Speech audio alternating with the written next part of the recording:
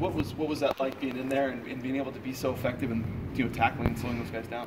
Well, tackling was something that we really emphasized in spring. I believe we had a lot of missed tackles in the 2016 season, so our coaches talked about 3 phases: the tracking, squeezing the air out, getting to the ball carrier, punching the contact, and then finishing, getting them on the ground. So, when it came to New Mexico, it's all about reading your keys and having eye control. So when I was either keying the Y off or the tight end, I was able to see flows and see where the option was going. So then I was able to react fast and play fast. So when I got there, it was up to me to execute those techniques that they taught us. How big has the tackling aspect been for you guys in the terms of you have not given up very many big plays at all this season? And yeah, I was exactly what I was going to say. When you tackle them, most of our explosive plays last year would do the break tackles and breaking our tackles. So now that we're able to get them from the ground and even sometimes take them back and get them for tackle for losses, that can change the momentum. Big hit, touchdown, saving tackles. They all help us a lot. With you guys have the turnover belt. Other teams have like a big bucket and there's a chain. There's all this crazy stuff. What do you think about that? I think it's something cool. I see Miami; they have a big chain that says "you." I think it's very creative. It is something that's motivating. It's something that you do want to show off. So I believe we started that in the spring too. We started doing the turnover belt. So it's something that's very fun. Something we all try to get our hands on. Is your belt one of the cooler ones out there? Because there's a lot of props now. Yeah, I think we might have to upgrade it. We might have to put like a little spinner on it and make it spin a little bit. But at the end of the day, it's all about getting those turnovers. That's all I care about. What are you seeing from Virginia's offense? They had like 600 yards in the last game. Yeah, the quarterback he went off last week against UConn. I think he had about 450 yards. I think 3 touchdowns. They were all bombs. They have great receivers, big old linemen. They have a weapon in number 4. They're very talented, have a lot of versatility. So it's just us.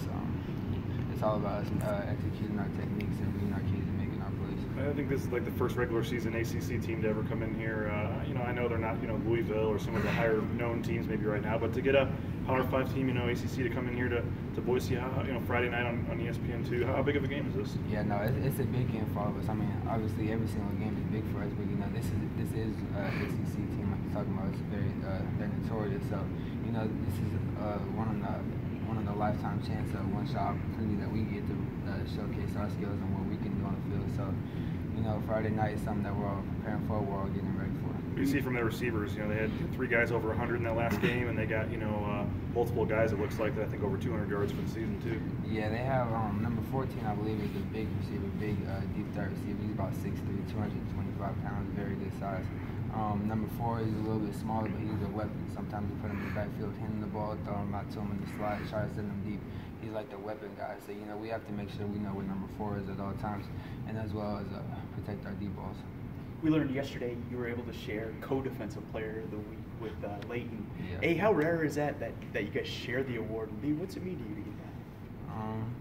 It means a lot to me. It means something like that was a big part of my team's run to be able to contribute like that. But I believe I've ever seen that happen. So to have something like that and to share with somebody like Leighton, and all the hard work I've seen him put in since spring, well really since I got here as a freshman to spring to now, it's a big honor just to be up there standing next to that guy. People kind of talk about after 3 games, you kind of have a pretty good idea maybe of what a team's going to be or what a group's going to be. I mean, the defense is kind of proven after 3 games, that you guys are, up to the task, I guess. So how nice through 3 games has it been to see what you guys as a group have done?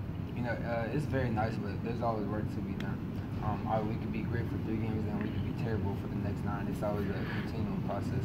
So it's something that we always got to work on each and every day. We can't get complacent. We got to keep working every day, being physical at practice, being smart, reading our keys, and all that. So it's something that we have to work on throughout the year. When you mentioned Leighton, and I know you said some complimentary things about him after the game, but what does just impress you the most when you think of that guy or you see that guy in practice? Like I said, man, he's a freak of nature. I've never seen somebody that big and that strong, move that fast, jump that high. I mean, it's amazing how athletic he is too. And this fall camp, we go to the rec. You should see like the dunks he be throwing at like windmill 360 off the backboard. I'm like, it's crazy, but nah, man, he's truly an athletic freak of nature. He's just a one-of-a-kind player. He's a pretty crazy. I mean, like you said, that guy was a walk-on. He was from Riggins, Idaho. He played 8-man football. I mean, it's got to be pretty crazy. I mean, you played at one of the better high school programs in the country. To see a guy come like that from such a small school. Yeah, I mean, when I first got here, I didn't even know much about the team. I just seen that giant dude, and I seen him playing linebacker. I'm like, shit, I wouldn't want to be a running back on offense. That's all I knew. But nah, I mean, it's crazy to see his journey, and I know how much he's worked to come this far. So and production that he's putting on the field, I'm happy to see that's paying off. DeAndre, we hear so much about the pride you take in film study and knowing your opponents. Just curious, you don't have to go hour by hour, but what's like a typical day in the life like for you as far as film study goes? Like today, preparing for Virginia, how often are you watching film? What are you looking for in tendencies? I mean, we're always looking for tendencies. Obviously, when I first started off watching like their previous games, and I started watching possibly what they might do on first and second down, run pass wise, third down situations, like to go 4x1, 2x2. I try to find little tendencies or little cheat sheets to see like when it does happen in the game, I'm able to see it, recognize it, anticipate it, and then go make my play.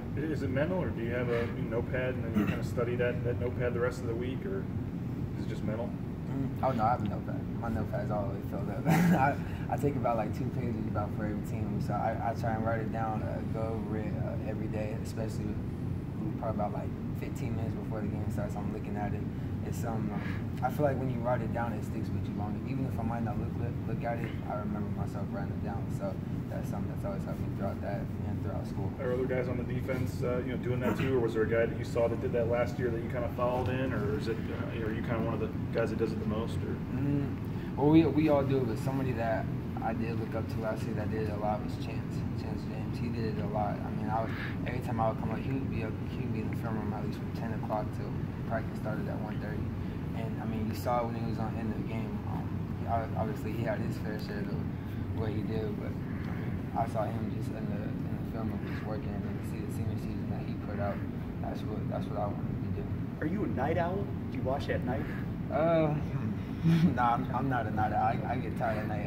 I'll probably watch our practice at night, but I do all my stuff in the morning. I like waking up, getting it out, not getting it out the way, but getting it done, and then reflecting over it at night. Thanks, DeAndre. Thanks,